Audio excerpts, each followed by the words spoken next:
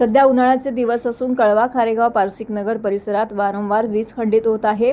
वास्तविक पाहता उन्हाळ्याचे दिवस असल्यामुळे उष्णता मोठ्या प्रमाणामध्ये वाढलेली आहे, त्यामुळे लोकांची विजेची मागणी वाढलेली आहे। काही भागात वारंवार वीज पुरवठा खंडित होत असल्याची तक्रार नागरिकांकडून प्राप्त झालेली आहे। विशेषतः पारसिक नगर, जाईजुई, न्यू सबरब, चिनार परिसर या भागात दररोज वीज पुरवठा खंडित होत आहे। तसेच खारेगावमधील 90 feet road, Glenmore residency, Yamini society, Suyog society, Shrijidham society, कळव्यामधील भुसाराळी परिसरातीलही वीज पुरवठा खंडित होतोय। वारंवार होणाऱ्या व्होल्टेजच्या चढउतारामुळे घरातील विद्युत उपकरणे खराब होत चाललेली आहेत। अशा परिस्थितीत सर्वसामान्यांचे खर्च देखील वाढत आहेत।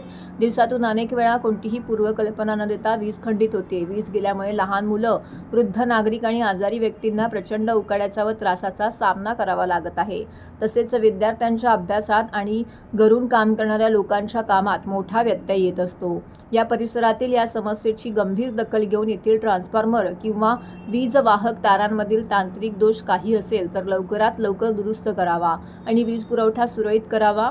या मागण्यांसाठी आज शिवसेनेच्या वतीने शिवसेना उपशहर प्रमुख राकेश पाटील, कळवा मुंब्रा विधानसभा महिला सहसंघटक रचना पाटील यांच्या नेतृत्वाखाली टोरंट पॉवरच्या खारेगाव येथील कार्यालयात जाऊन टोरंटचे अधिकारी हेमांगी भोगवेकर व शशिकांत कोटेकर यांना या विविध समस्यांचं निवेदन देण्यात आले आहे। निवेदन देतेवेळी उपशहर प्रमुख नथू पाटील, विभाग प्रमुख अरविंद सेतावडेकर, उपविभाग प्रमुख रवींद्र पाटील, उपविभाग प्रमुख उल्हास हळदणकर, शाखा प्रमुख शेखर सावंत, शाखा प्रमुख राधे वराडकर, अमृता लोखंडे, मीनाक्षी पाटील, सुजय म्हात्रे, कुणाल म्हात्रे, इतर मान्यवर पदाधिकारी, कार्यकर्ते, स्थानिक नागरिक यावेळी मोठ्या संख्येने उपस्थित होते। टोरंटोला आपण येण्यामागचा एकच आपला उद्देश होता की वारंवार आता उन्हाळ्याचे दिवस आहेत, वीज पुरवठा कमी होते आणि वीज पुरवठा खंडितही होते आणि रात्री अपरात्री वीज जाणे किंवा अनेक विषयांवर प्रॉब्लेम येत आहेत। तसेच लोकही त्रस्त झालेले आहेत, वाढीव बिलं आणि त्याचप्रमाणे यांचे डीपी बऱ्याच ठिकाणी डीपीचे काही कामकाज निघालेले आहेत आणि यांचे वायरिंगसुद्धा सदोष आहेत आणि त्याच्यामुळे सुद्धा बिलं वाढत आहेत। विशेषतः आपल्या डोंगरातला किंवा कळव्यातला भुसाराळीचा विभाग असो किंवा खारेगावमध्ये असो, पारसिक नगर,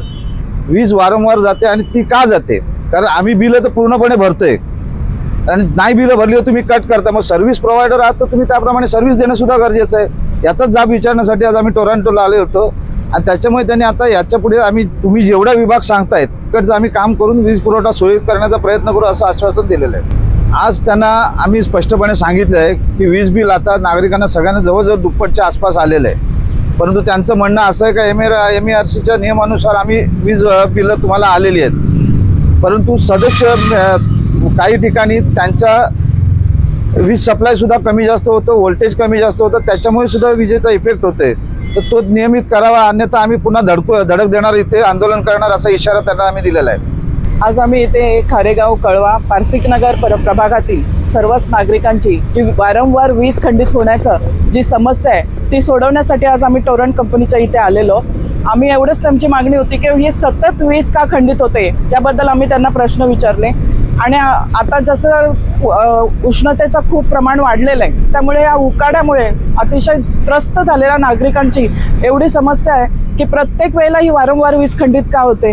त्यामुळे बऱ्याच ठिकाणी दुकानांमध्ये बोला किंवा स्पर्धा परीक्षांची तयारी करणारी मुलं सगळ्यांना त्रास होत आहे। ऑनलाईन क्लासेस चालू आहेत, घरी ज्येष्ठ नागरिक असतात, लहान मुलं असतात, त्यामुळे हे सतत वीज जाण्याचं प्रमाण वाढलेलं आहे। आम्ही इथे येऊन टोरंटच्या त्या सर्व अधिकाऱ्यांना हाच जाब विचारलेला आहे की मध्यमवर्गीयांना परवडणार नाही, त्यांच्या खिशाला परवडणार नाही असं बिलाचं वाढतं प्रमाण झालेलं आहे। सतत दरवाढ होत आहे विजेच्या बिलांमध्ये आणि रीडिंग देखील वेळच्या वेळी घेतली जात नाही आहे। कधी कधी रस्त्याच्या कुठल्या कामामध्ये देखील विजेच्या तारा तुटल्या जातात, त्यानंतर व्होल्टेजचं प्रमाण कमी जास्त झाल्यामुळे देखील विजेचं प्रमाण असं कमी जास्त झालेलं आहे आणि त्यांना विचारल्यानंतर त्यांनी एवढंच सांगितलं की हळूहळू याचं प्रमाण व्यवस्थित होईल आणि यात सुधारणा करण्यात येईल असं आम्हाला त्यांनी आश्वासन दिलेलं आहे।